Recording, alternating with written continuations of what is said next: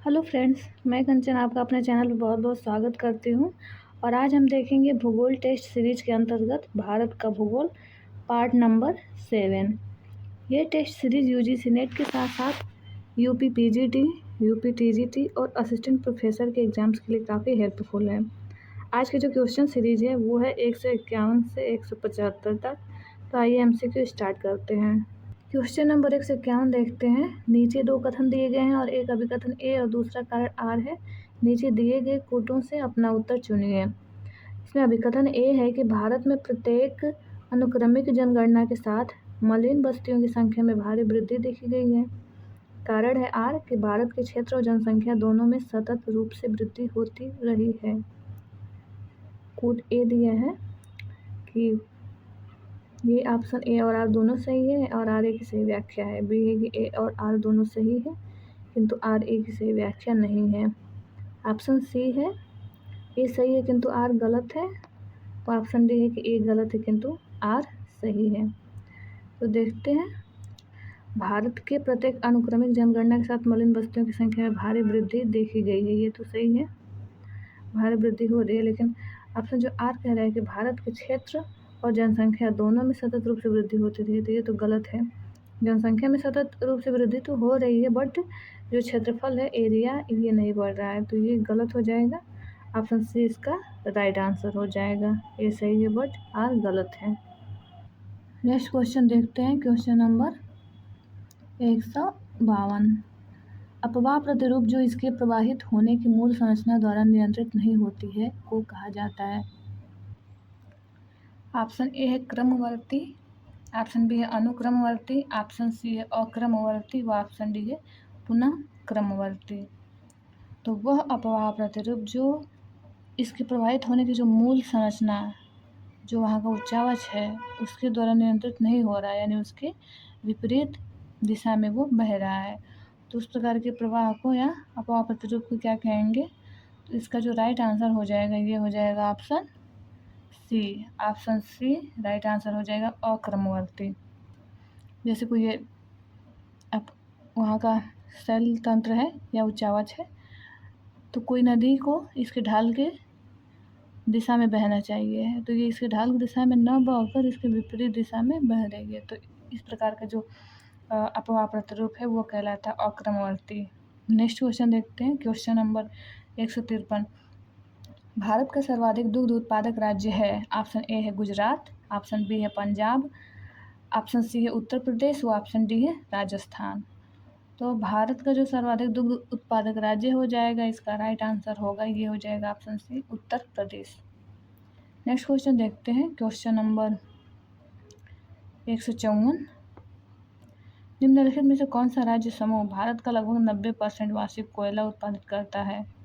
Option A है मध्य प्रदेश, तमिलनाडु और पश्चिम Bengal, option B है उड़ीसा, मध्य प्रदेश और तमिलनाडु, ऑप्शन सी है झारखंड, उड़ीसा और मध्य प्रदेश, ऑप्शन डी है झारखंड, उड़ीसा और पश्चिम बंगाल।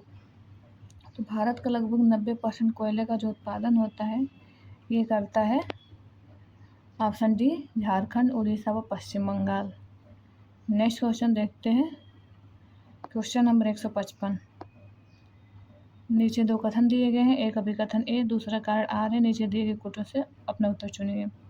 अभिकथन ए है भारत में गेहूं उत्पादन क्षेत्र अर्ध आर्द्र एवं अर्ध शुष्क क्षेत्रों तक ही सीमित है। कारण है कि इस फसल को अत्यधिक स्थिरतम पानी की आवश्यकता नहीं होती है। ये क्या हो जाएगा इसका राइट आंसर। इसका जो राइट आंसर हो जाएगा ए हो जाएगा। दोनों सही है और सही व्याख्या भी कर रहा है। क्यों? क्योंकि दिया है कि जो गेहूं का उत्पादक क्षेत्र है वो अर्ध आर्द्र और अर्ध शुष्क क्षेत्रों तक ही सीमित है। कारण ये है कि क्योंकि इसको स्थिरतम पानी, यानी यह हमें स्थिरतम पानी का मतलब है बहुत ज़्यादा समय तक सतत रूप से पानी की आवश्यकता नहीं होती है। तो इसलिए कारण ये सही है कि जो क्षेत्र है वो अर्ध आर्द्र अर्ध शुष्क क्षेत्रों को सीमित है, क्योंकि इसको अत्यधिक स्थिरतम पानी की आवश्यकता नहीं है, इसलिए इसकी कारण व्याख्या कर रहा है। नेक्स्ट क्वेश्चन देखते हैं। Question number 156। अपवाह तंत्र जो उस क्षेत्र की संरचना से जुड़ा नहीं होता है कहलाता है। ऑप्शन ए है अरीय अपवाह, ऑप्शन बी है जलायित अपवाह, ऑप्शन सी है ध्रुमाकृतिक अपवाह व ऑप्शन डी अध्यारोपित अपवाह। तो इसका भी जो आंसर होगा ये हो जाएगा ऑप्शन डी अध्यारोपित अपवाह, जो कि उस क्षेत्र की संरचना से जुड़ा नहीं है, उस संरचना या उसके जो सेल तंत्र या उच्च स्वरूप है उसके साथ न ये बहकर उसके विपरीत दिशा में गति कर रहा है वहाँ का अपवाह तंत्र। नेक्स्ट क्वेश्चन देखते हैं, क्वेश्चन नंबर 157। ये है सूची 1 और सूची 2 को सम्मिलित कीजिए और नीचे दिए गए कूटों से सही उत्तर चुनिए। एक तरफ राज्य दिया है और दूसरे में है सूची 2 में भारत की 2011 की जनगणना के अनुसार साक्षरता दर। तो देखते हैं, इसमें दिया है 4 राज्य हैं, त्रिपुरा, गोवा, मिजोरम व केरल। तो इनके हम देख लेते हैं साक्षरता दर। देखिए, सबसे सर्वाधिक साक्षरता हो जाएगा केरल का, इसका हो जाएगा केरल का हो जाएगा साक्षरता सर्वाधिक 94.94%, मतलब 94% ही। और फिर मिजोरम का देखेंगे तो मिजोरम का हो जाएगा 91.33%। गोवा का देखें तो गोवा का हो जाएगा 88.70% इसका हो गया। और त्रिपुरा का हो जाएगा 87.22%। ये इसका सही मिलान है। क्वेश्चन नंबर 158 देखते हैं।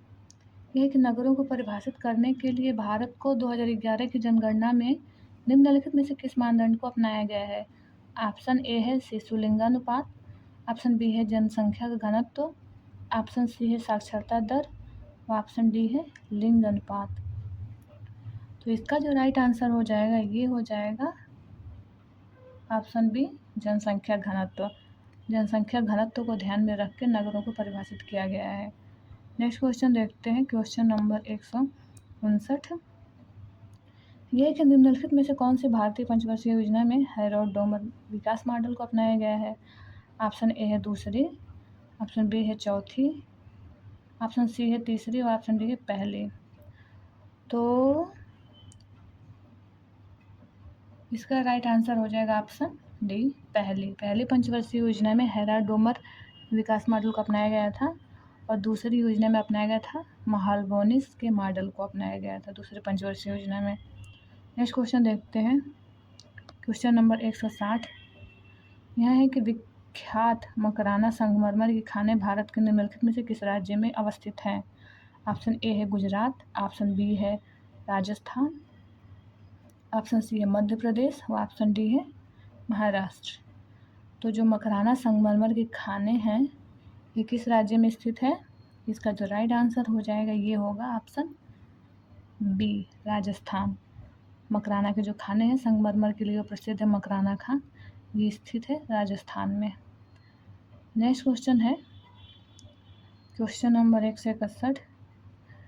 ये दिया है कि निम्नलिखित में से कौन सा भौतिक आकृतियों का क्रम सही है। भौतिक आकृतियों का क्रम सही है पूछा है, 4 ऑप्शन दिए हैं और ये जो दिया है इसमें होना चाहिए, इसमें दक्षिण से उत्तर की तरफ, दक्षिण से उत्तर की तरफ क्रम ये पूछा है। ऑप्शन ए में दिया है पहाड़, फिर तराई, फिर मैदान और भाबर। ऑप्शन बी में है, ऑप्शन बी है मैदान, फिर भाबर, तराई और पहाड़। ऑप्शन सी में है पहाड़, मैदान, भाबर और तराई। ऑप्शन डी है मैदान, तराई, भाबर और पहाड़। तो दक्षिण से उत्तर की जो क्रम हो जाएगा ये हो जाएगा ऑप्शन डी दक्षिण से उत्तर की तरफ क्रम। और यदि हम उत्तर से दक्षिण की तरफ क्रम देखें तो जैसे पहले तो पहाड़ आ जाता है, ये पहाड़ हो गया यानी हिमालय हो गया, हिमालय पर्वत श्रृंखला होगी। उसके बाद आता है जो यहाँ पे छोटे छोटे टुकड़े रहते हैं, ऊपर से नदियों द्वारा लाए गए रहते हैं छोटे छोटे कंकड़ पत्थर या इसके और साथ। तो यहाँ पे क्या ये भाबर क्षेत्र कहलाता है। यहाँ पे क्या होता है नदियों का जल एकदम विलुप्त हो जाता है, नदियाँ इसमें लुप्त हो जाती हैं, बस ये कंकड़ पत्थर दिखाई देता है, लगता ही नहीं कि यहाँ पे नदियाँ बह रही हैं। इसके अंदर जलधारा, क्योंकि जलधाराएँ तो इसके अंदर समाहित होती हैं, अंदर अंदर बहती हैं, ये ऊपर से बिछा रहता है तो लगता है कि जलधारा गायब हो गई है। फिर यहाँ से फिर यहाँ पे जलधाराएँ क्या होती हैं कि दिखाई देने लगती हैं, क्योंकि यहाँ पे मलबा या फिर बहुत छोटे-छोटे कण हो जाते हैं, तो इस भाग को तराई भाग कहा जाता है। ये जल से तर रहता है, इसलिए इसको तराई भाग कहते हैं और काफ़ी घने जंगलों से ये आच्छादित रहता है तराई भाग।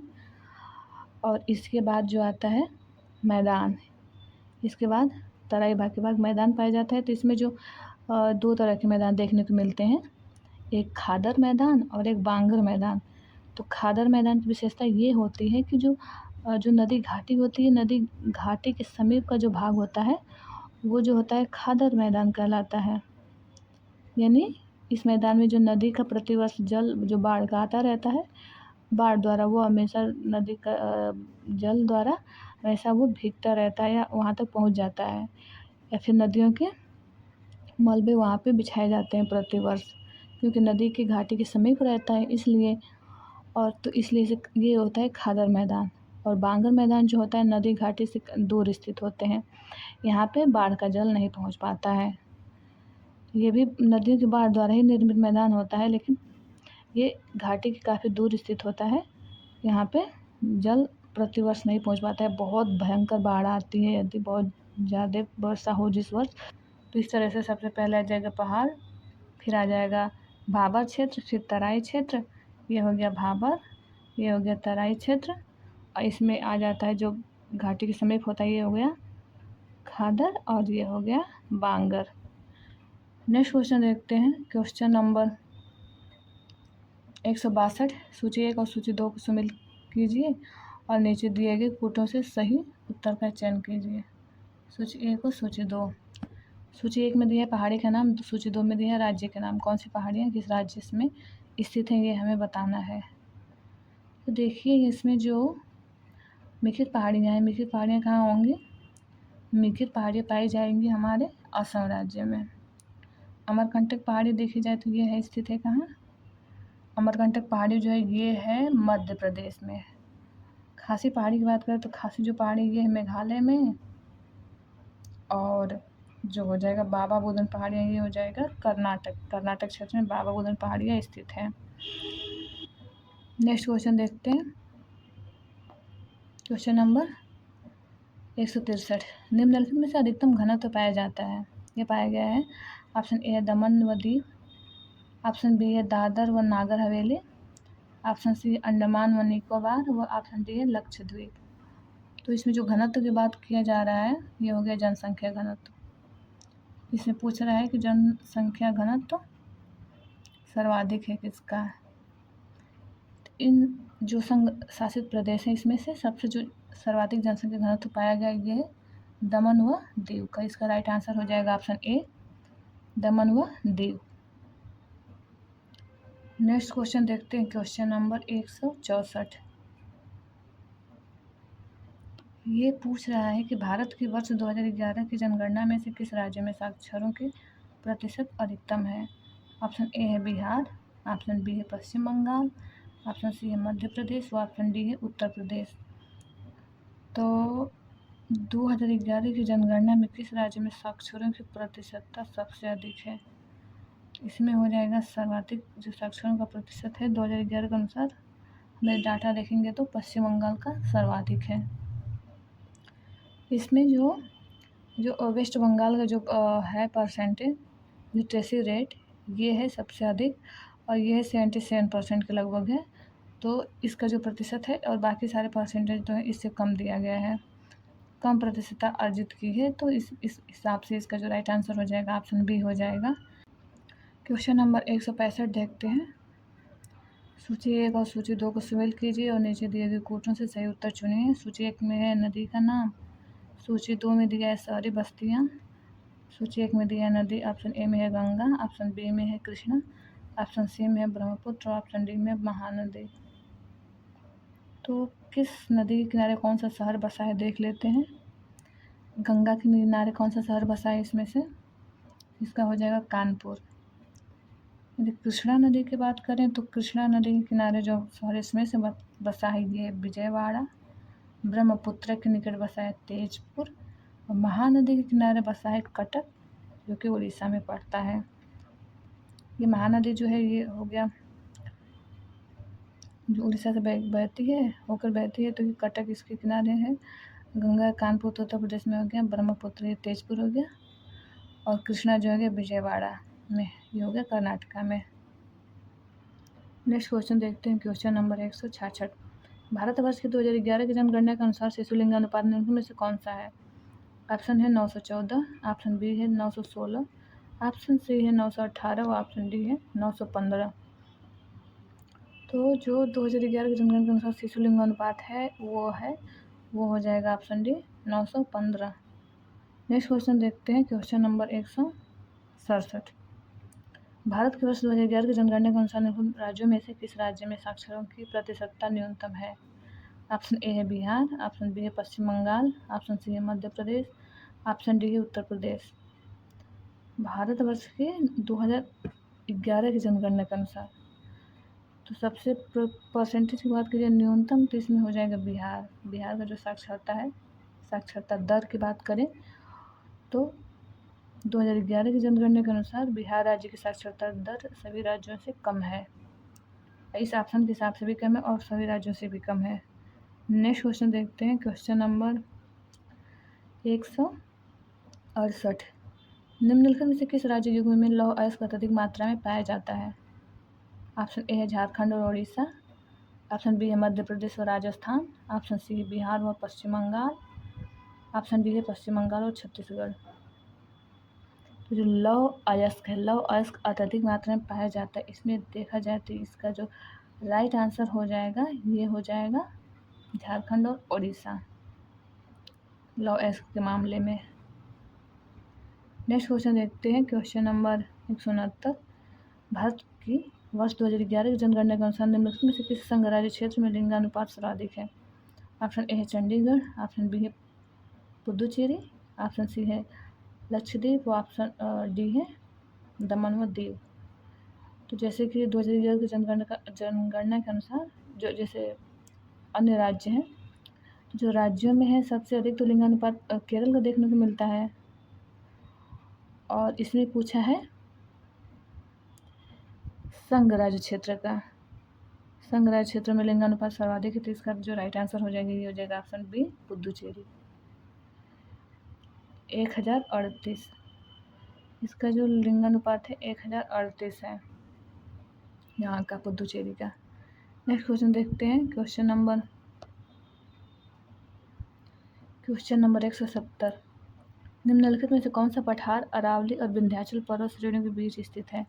ऑप्शन ए छोटा नागपुर, ऑप्शन बी है दक्कन, ऑप्शन सी है मालवा और ऑप्शन डी है बी और सी। तो इसमें दिए अरावली और विंध्याचल पर्वत श्रृंखलाओं के बीच स्थित है, इसका जो राइट आंसर हो जाएगा ये होना चाहिए, मतलब होगा मालवा। मालवा का जो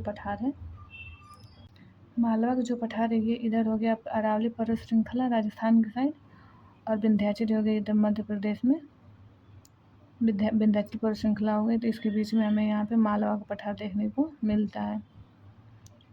नेक्स्ट क्वेश्चन देखते हैं, क्वेश्चन नंबर 171। भारत में अगस्त में होने वाली वर्षा में विविधता आमतौर पर में अपेक्षाकृत अधिक स्पष्ट रूप में देखी जाती है, कहाँ? ऑप्शन ए है कोलकाता, ऑप्शन बी है रांची, ऑप्शन सी है जोधपुर व ऑप्शन डी है लखनऊ। तो अगस्त वाली वर्षा, तो जो अगस्त माह में जो वर्षा होती है उसकी विविधता आमतौर पर हमें देखने को मिलती है जोधपुर में। ऑप्शन सी इसका राइट आंसर हो जाएगा। क्वेश्चन नंबर 172 देखते हैं, भारत में निम्नलिखित में से कौन सा सबसे पहला क्षेत्रीय नियोजन का प्रयास था? ऑप्शन ए है राष्ट्रीय राजधानी क्षेत्र योजना, ऑप्शन बी है दंडकारण्य क्षेत्र योजना, ऑप्शन सी है दामोदर घाटी परियोजना और ऑप्शन डी भाखड़ा नांगल परियोजना। पूछ रहा है कि पहला क्षेत्रीय नियोजन का प्रयास, सबसे पहले भारत में क्षेत्रीय नियोजन का जो प्रयास किया गया था ये याद रखना है, सबसे पहले हुआ था दामोदर घाटी परियोजना का। दामोदर घाटी परियोजना इसका राइट आंसर हो जाएगा। नेक्स्ट क्वेश्चन देखते हैं, 173। निम्नलिखित में से कौन सा कूट भारत में प्रादेशिक जल की सीमाओं को सही रूप निरूपित करता है? सही निरूपण है इसका, ऑप्शन ए है 100 मील, ऑप्शन बी है 150 मील, ऑप्शन सी है 200 मील, ऑप्शन डी है 300 मील। तो जो प्रादेशिक जल सीमाओं का सही निरूपण है ये है ऑप्शन सी 200 मील। नेक्स्ट क्वेश्चन देखते हैं, क्वेश्चन नंबर 174। निम्नलिखित में से कौन भारत में सबसे बड़ी पौध निर्माण इकाई है? ऑप्शन ए है कोचीन पौध प्रांगण, ऑप्शन बी है हिंदुस्तान पौध प्रांगण, ऑप्शन सी है गोवा पौध प्रांगण, ऑप्शन डी है गार्डन रिच पौध प्रांगण। तो जो इसका राइट आंसर हो जाएगा ये हो जाएगा कोचीन पौध प्रांगण भारत में सबसे बड़ी पौध निर्माण इकाई है। नेक्स्ट क्वेश्चन देखते हैं, क्वेश्चन नंबर 175। यह है कि निम्नलिखित में से किस वर्ष किसान कॉल सेंटरों की स्थापना काफ़ी हद तक कृषि दक्षता को बढ़ावा देने के लिए की गई थी? ऑप्शन ए है 2000, ऑप्शन बी है 2002 सन में, ऑप्शन सी है सन 2004 में, ऑप्शन डी है सन 2006 में। तो जो किसान कॉल सेंटरों की स्थापना की गई थी, किसान कॉल सेंटरों की स्थापना काफ़ी हद तक, तो ये जो की गई थी ये सन 2004 में की गई थी। ऑप्शन सी जो है इसका राइट आंसर हो जाएगा कि किसान कॉल सेंटरों की स्थापना काफ़ी हद तक कृषि दक्षता को बढ़ावा देने के लिए की गई थी सन 2004 में। ठीक, तो ये आज का लास्ट क्वेश्चन है और फिर हम मिलते हैं नेक्स्ट वीडियो में। और ये वीडियो देखने के लिए आप लोगों का बहुत बहुत धन्यवाद।